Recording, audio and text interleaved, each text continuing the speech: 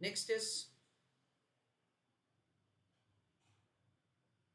working note number 2, calculation of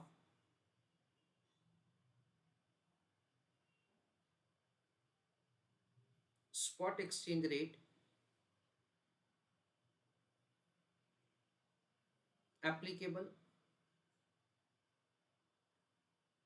for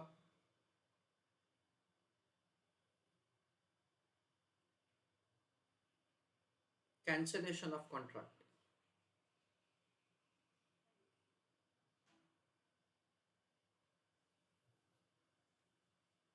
In that write down,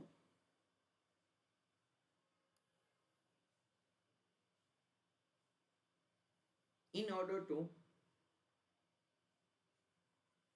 cancel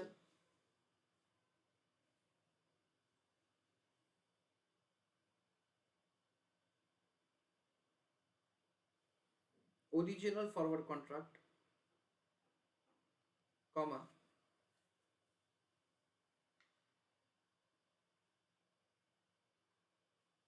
we have to enter into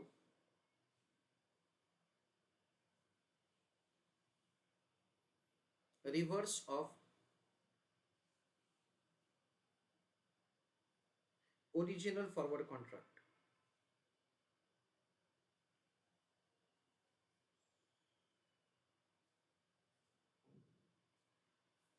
Full stop.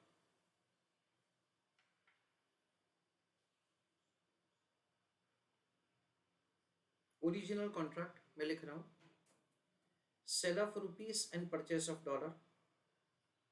क्यों? क्योंकि हमने goods import किया है। Now I am writing spot transaction.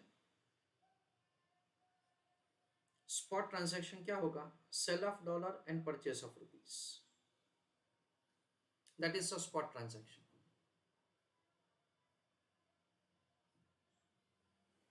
Spot exchange rate हमको question में जो दे रखा है 70.32 70.63।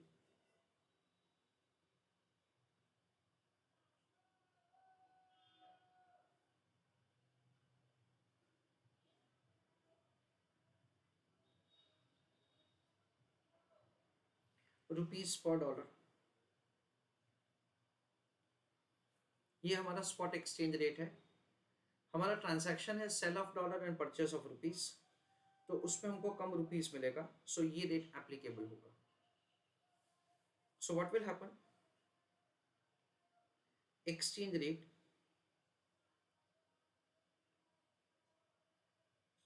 $70.32। फ्रेंड्स, हमको ऐसा समझने का है परचेज रुपीस यानी हमको रुपीस मिलने वाला है, तो हमको क्या मिलेगा फ्रेंड्स? हमको कम रुपीस मिलेगा। सो 70.32 उस पर से हम लोग क्या करेंगे? माइनस करेंगे margin.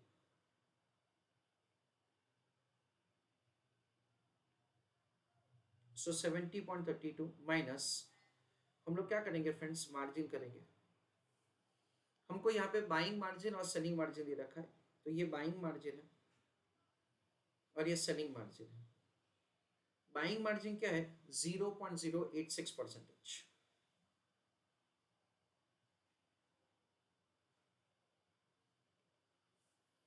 That is with the buying margin, उसको सब्ट्रैक्ट किया जाएगा।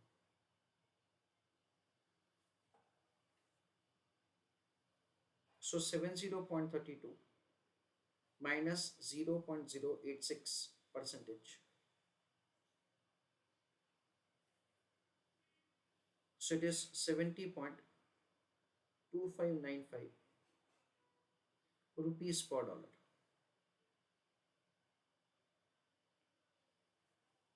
तो ये हमारा एक्सचेंज रेट एप्लीकेबल होगा डियर स्टूडेंट्स।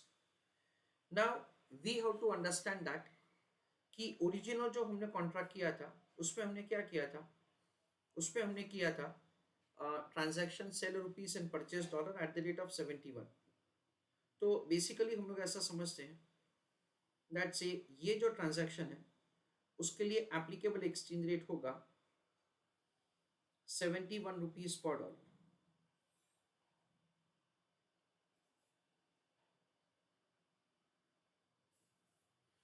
तो we understand that say sell of rupees and purchase of dollar के लिए we will have applicable exchange rate of 71 और फिर sell dollar and purchase rupees के लिए we will be having say this exchange rate applicable. तो उसका जो difference होगा that would be either profit or loss to the customer.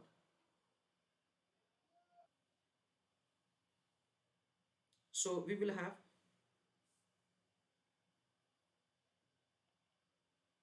calculation of profit or loss.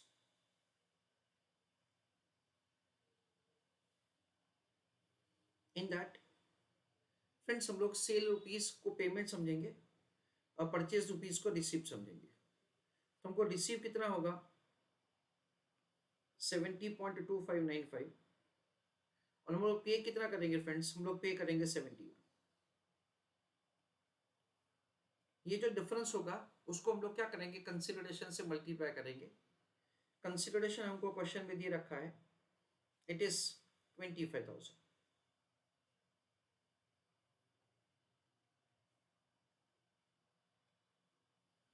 So 70.2595 minus 71 that comes to loss of 0.7405 into 25,000. So there is a loss of 18,512.50. So basically this is the cost that you are required to pay to extend the contract. दूसरा question ये पूछा है कि हमारा जो नया contract होगा उसका फॉरवर्ड एक्सचेंज रेट क्या होगा. I want you to write answer in the chat box that including margin what would be the exchange rate applicable for the new contract. Please write your answer in the chat box. तो basically second part of the question का answer कुछ ऐसा लिखा जाएगा. I request all of you to write an answer along with me. Calculation of exchange rate applicable. देखो now 6 months forward contract. I request you to write down answer along with me. 6 months forward contract.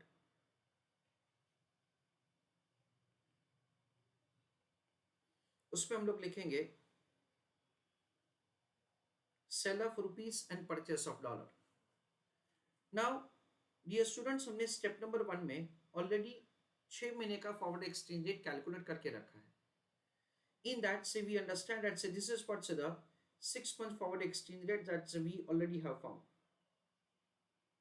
Okay now उसमें से जो transaction में हमको enter होना है से sale of rupees and purchase of dollar उसके लिए से कौन सा रेट एप्लीकेबल होगा से वो अभी हम लोग यहाँ पे लिखेंगे. And accordingly we are required to adjust the margin. So we understand that say over here the transaction is sale of rupees and purchase of dollar. तो ये ज्यादा amount of the rupees applicable होगा to buy a dollar. So we understand that say over here it is 71.322. क्या किया जाएगा plus margin किया जाएगा 71.322 plus क्यों, क्योंकि आपको रुपीस सेल करना है. So you required to make more payment say to buy foreign currency. So we understand that over here say हमारा जो सेलिंग मार्जिन है 0.15% वो एप्लीकेबल होगा. सो क्या किया जाएगा plus 0.15%. So it is 71.322 plus 0.15%. That comes to 71.4292 ऐसा हम लोग लिख सकते हैं रुपीस पर dollar. That is what we understand is the applicable exchange rate for the transaction. I request all of you to write down answer. A small summary of the entire answer. Question में जो नए points है उसमें से पहला point information वाला, हमको forward exchange rate यहाँ पे परसेंटेज टर्म में दे रखा है in terms of the premium. तो परसेंटेज को हमने क्या किया, स्पॉट एक्सचेंज रेट को लगाया एंड विद दैट से the forward exchange rate calculate किया. The second very important point is we have been provided with the interbank rate. Interbank rate ये रेट होता है कि जो एक बैंक को दूसरी बैंक से मिलता है. जो इंटरनेशनल मार्केट है से इंटरनेशनल बैंक का जो मार्केट है फॉरेन करेंसी का, जो हम लोग एक्सेस नहीं कर सकते, यानी कोई भी कंपनी एक्सेस नहीं कर सकती है. जिनके पास बैंकिंग का लाइसेंस है वो लोग वो इंटर बैंक मार्केट को एक्सेस कर सकते हैं. तो सारे बैंक्स एक दूसरे के साथ जो ट्रांजैक्शन करते हैं उसके लिए का जो रेट होता है वो हमको क्वेश्चन में दे रखा है. Technically it is called the interbank market rate. Interbank market rate में हम लोग मार्जिन को एडजस्ट करेंगे. ये सिमिलर टू ब्रोकरेज होता है.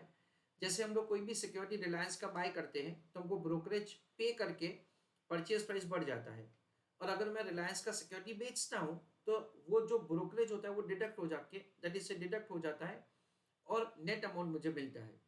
Exactly the same thing is applicable over here. तो सबसे पहले हमने फॉरवर्ड एक्सचेंज रेट का एक कैलकुलेशन किया. फिर हमको यहाँ पे ऐसा दे रखा है कि एक इंपोर्टर कस्टमर है, उनको अपना कॉन्ट्रैक्ट 6 महीने के लिए एक्सटेंड करवाना है. कब उन्होंने कॉन्ट्रैक्ट एंटर किया था उसके लिए क्वेश्चन में क्लैरिफिकेशन नहीं है, हमको जानना भी नहीं है. इन शॉर्ट 31 ऑफ अक्टूबर को जो हमारा कॉन्ट्रैक्ट ड्यू हो रहा है वो कॉन्ट्रैक्ट अभी हमको कैंसिल करना है. उसके लिए क्या किया जाएगा, हम लोग दो चीज करेंगे. One, we will enter into the spot transaction to cancel the original one, और दूसरा हमको ऐसा दे रखा है कि हमको 6 महीने के लिए ये कॉन्ट्रैक्ट वापस करना है इन अ वे दैट से we want to extend it for 6 months. तो 6 महीने के बाद एग्जैक्टली वैसा ही कॉन्ट्रैक्ट किया जाएगा. Sale rupees and purchase dollar. क्यों? क्योंकि ये इंपोर्ट का ट्रांजैक्शन है. तो एक्सचेंज रेट स्पॉट दे रखा है, मार्जिन एडजस्ट किया. ओरिजिनल जो रेट हमको क्वेश्चन में दे रखा है उसके लिए हमेशा ऐसा माना जाएगा दैट से this exchange rate is inclusive of the margin, यानी उसको मार्जिन को एडजस्ट करने के बाद क्वेश्चन में दे रखा है that is 71 in this example. Sale का मतलब पेमेंट, परचेज का मतलब रिसीप्ट. तो रिसीप्ट हो रहा है 70.2595, सेल हो रहा है 71. उसके बाद से 6 महीने का फॉरवर्ड कॉन्ट्रैक्ट कौन सा होगा वो हमने लिखा, और उस हिसाब से एक्सचेंज रेट कौन सा लगेगा वो हमने लिखा. And this is the way say we make the computation of the exchange rate for 6 months forward.